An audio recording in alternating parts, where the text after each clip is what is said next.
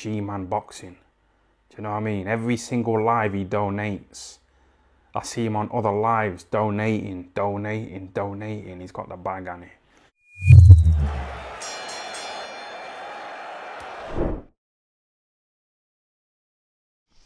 Alright people, quick one today.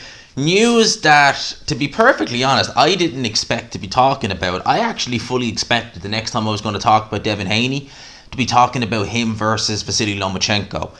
But today it was announced that George Kambosos has revealed that he's now officially activated the rematch clause to fight Devin Haney again next.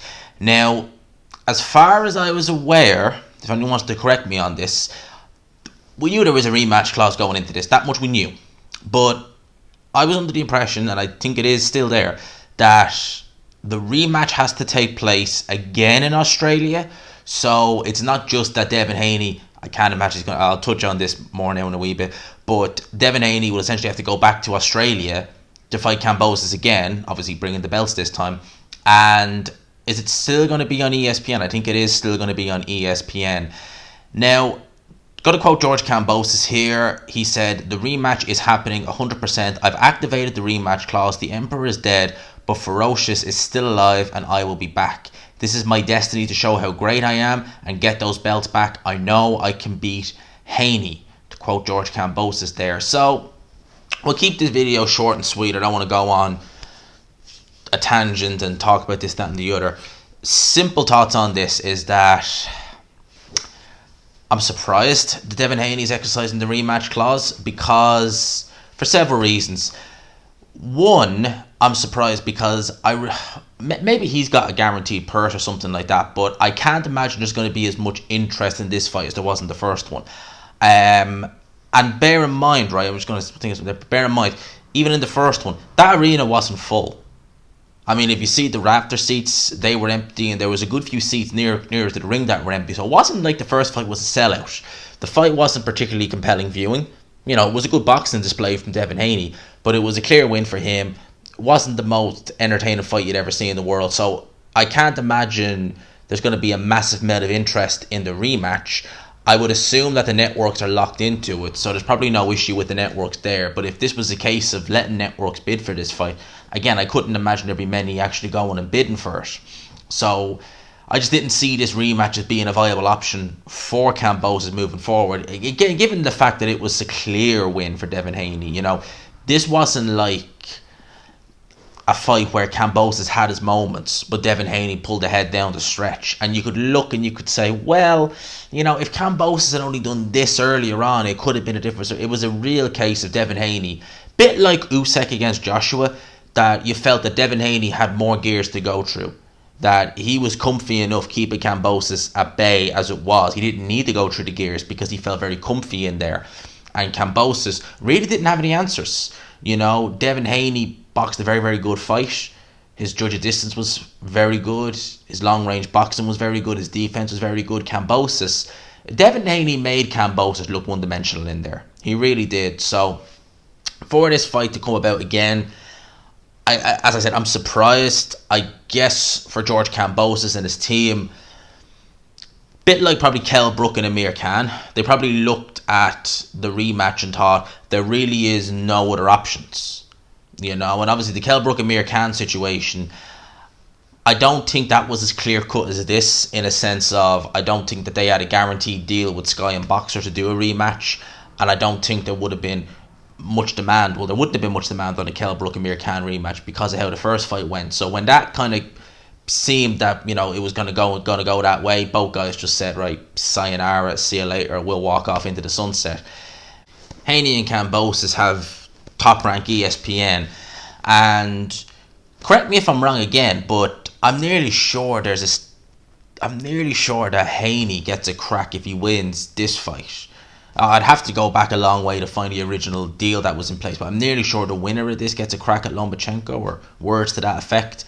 So I guess financially it makes sense to run this back again. For Kambosos, as I said, like, if you think about it from his team's point of view and from his management point of view, although he was beaten decisively by Haney, you kind of have to think, where else can he go? Like, where else is he going to go to get a world title shot? Well, Devin Haney has all the titles, so he's got to face Devin Haney.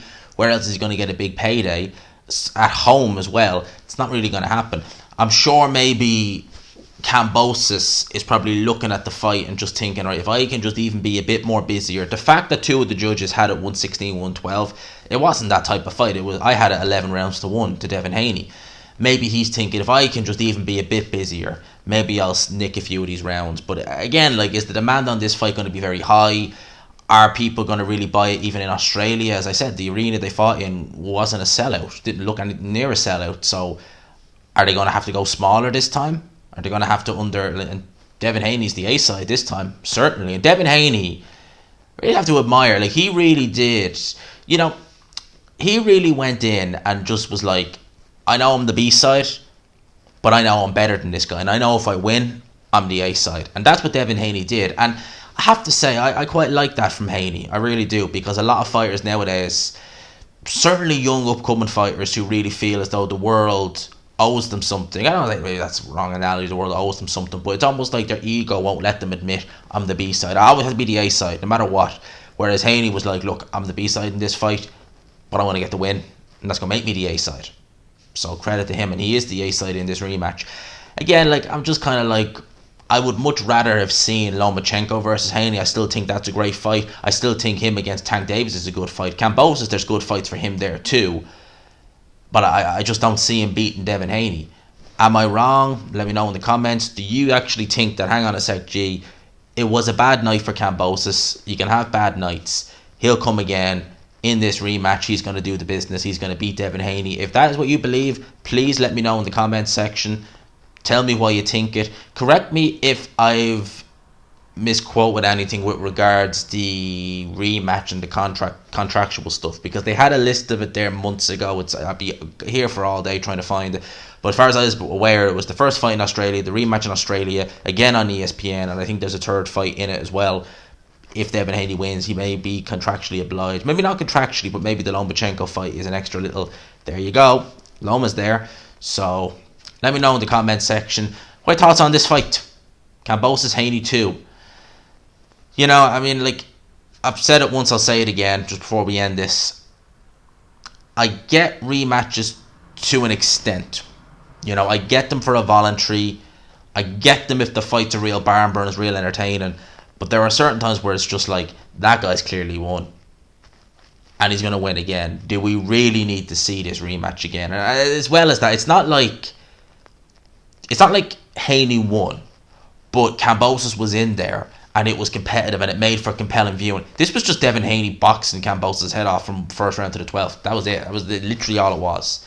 So I can't envision it's going to be different the second time. But that stranger things have happened. You never know in this sport of boxing. You just don't know. Stranger things, as I've said, have happened. We shall see. It'd be interesting to have a look and really assess the fight and go through it and just look at it and just think, okay, if Kambosos does this, could he potentially sway it? In terms of, and I don't mean in terms of judges, as in swaying the judges to give him a fight he doesn't deserve, but is there any way he can negate what Haney does? It's going to be interesting to have a look at that and try and break it down. So we'll have a look there. But that's my thoughts on this. Let me know in the comment section. Hope you enjoyed the video, people. Smash the like button if you could. Subscribe if you haven't already. We try to get to 8K. We will get there. I have no doubt about that. For now, I'll talk to you. Peace.